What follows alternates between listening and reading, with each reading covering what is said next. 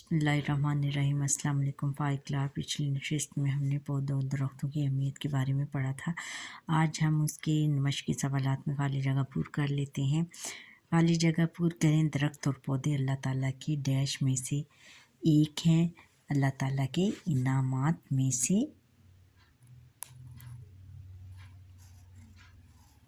अल्लाह ताला ने हमें दुनिया में बहुत से इनामात दिए हैं और उन इनामात में से एक हैं। दरख्तों पर चरिंद परिंद और कई हैवानात अपने डैश बनाते हैं, मस्कन बनाते हैं। मस्कन किसके? मस्कन उसको कहते हैं, रहने की जगह बनाते हैं।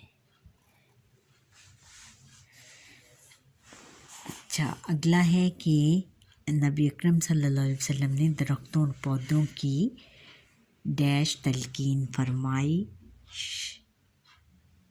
शजरकारी की तलकीन फरमाई। शजरकारी किसको कहते हैं? कि दरख्तों और पौधों को लगाना। शजरकारी की तलकीन फरमाई। अच्छा, दरख्त और पौधे हवा में मौजूद डैश को अपने अंदर जज्ब करके साफ बनाते हैं। हवा में मौजूद आलूदगी किसको कहते हैं? पोल्यूशन को कहते हैं, यानी गंदगी को आलूदगी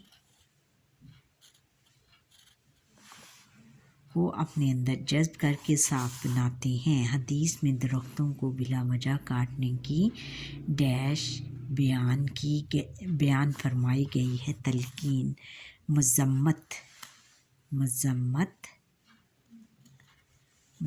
किसको कहते हैं? कि उसको मना किया गया है, मज़म्मत की गई है। अच्छा, अब हमने मुख्तसर सवालों के जवाब देने हैं।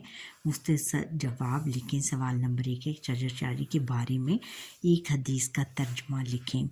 जवाब है कि हदीस का तर्जमा, जो मुसलमान दरख्त लगाए या फसल बोए, फिर इसमें से जो परिंदा या इंसान या चौपाया खाए तो वो इसकी तरफ से सदका शुमार होता है। यानी जो इंसान दरख्त लगाता है वो इसकी तरफ से सदका होगा। जो भी इंसान दरख्त लगाएगा, इसका कहने का मतलब है, और इस दरख्त में से जो भी इंसान, हैवान या चरिंद परिंद खाएगा तो वो उस इंसान का सदका शुमार होगा। सवाल, हैवानात और चरिंद परिंद के लिए दरख्त क्या अहमियत रखते हैं? जवाब, कुरान मजीद में अल्लाह ताला ने पौधों और दरख्तों की इक़साम का ज़िक्र किया है और इंसानों के लिए उनके फ़ायदे भी बयान किए हैं।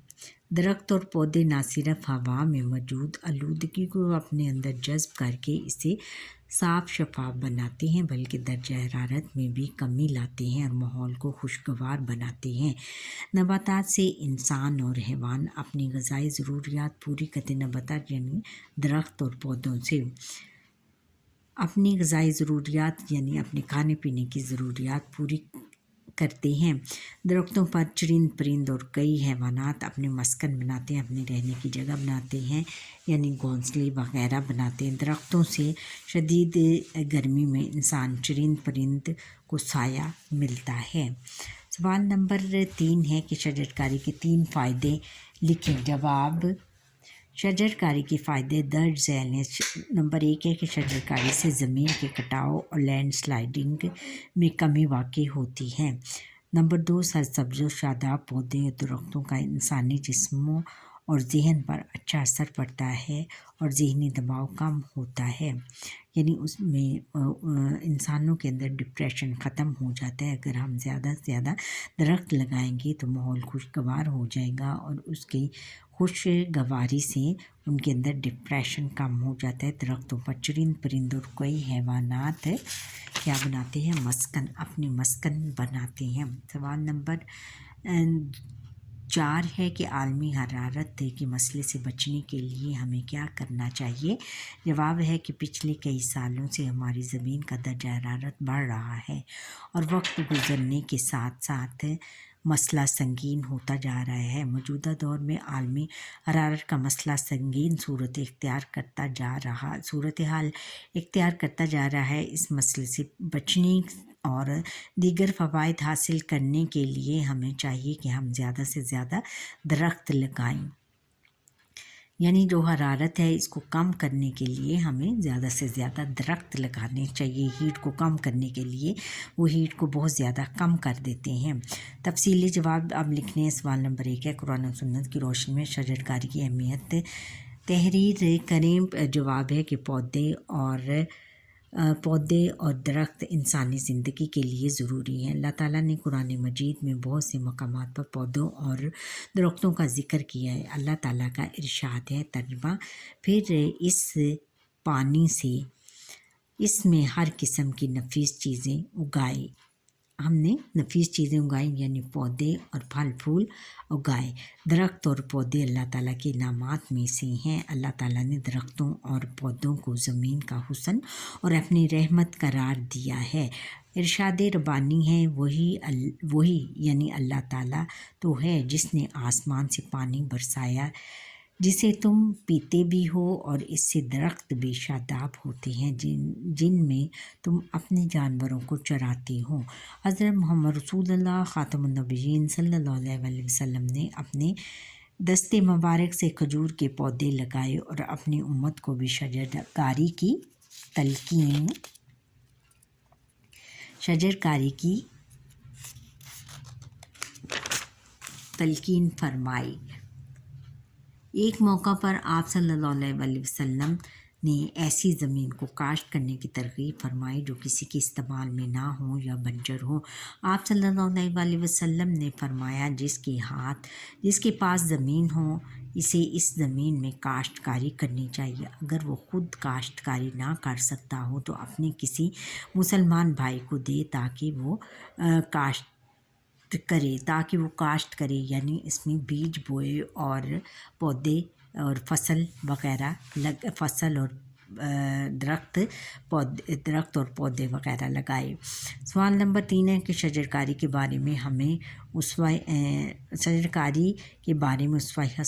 اسوہ حسنہ سے مثالیں لکھیں۔ جواب، سنت نبوی یا اسوہ حسنہ کے حوالے سے شجر کاری کی اہمیت۔ حضرت محمد صلی اللہ علیہ وسلم نے فرمایا، جو مسلمان درخت لگائے یا فصل بوئے، پھر اس میں سے جو پرندہ یا انسان یا چوپایا کھائے تو وہ اس کی طرف سے صدقہ شمار ہوگا، یعنی وہ اس کے صدقہ ہوگا۔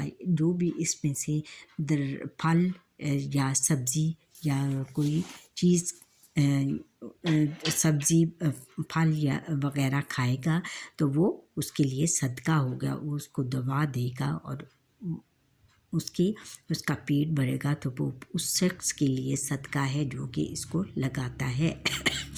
معاف کیجیے گا حضرت، درخت اور پودے لگانا سنت نبوی صلی اللہ علیہ وسلم ہے۔ نبی کریم صلی اللہ علیہ وسلم اپنے دست مبارک سے کھجور کے پودے لگائے اور اپنے امت کو شجر کاری کی تلقین فرمائی۔ ایک اور موقع پر آپ صلی اللہ علیہ وسلم نے ایسی زمین کو کاشت کرنے کی ترغیب فرمائی جو کسی کے استعمال میں نہ ہو یا بنجر ہو۔ آپ صلی اللہ علیہ وسلم نے فرمایا، جس کے پاس زمین ہو اسے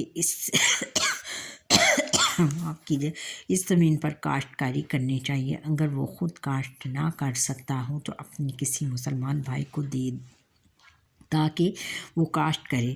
فرمان مصطفیٰ صلی اللہ علیہ وسلم ہے، اگر تم میں سے کسی کے ہاتھ میں کھجور کا پودا ہو اور قیامت آ جائے تو اس سے پہلے تم وہ پودا ضرور لگاؤ، یعنی اگر تم پر موت آ جائے تو تم وہ پودا موت کے آنے سے پہلے تم وہ پودا ضرور لگاؤ۔ نبی اکرم صلی اللہ علیہ وسلم کی تعلیم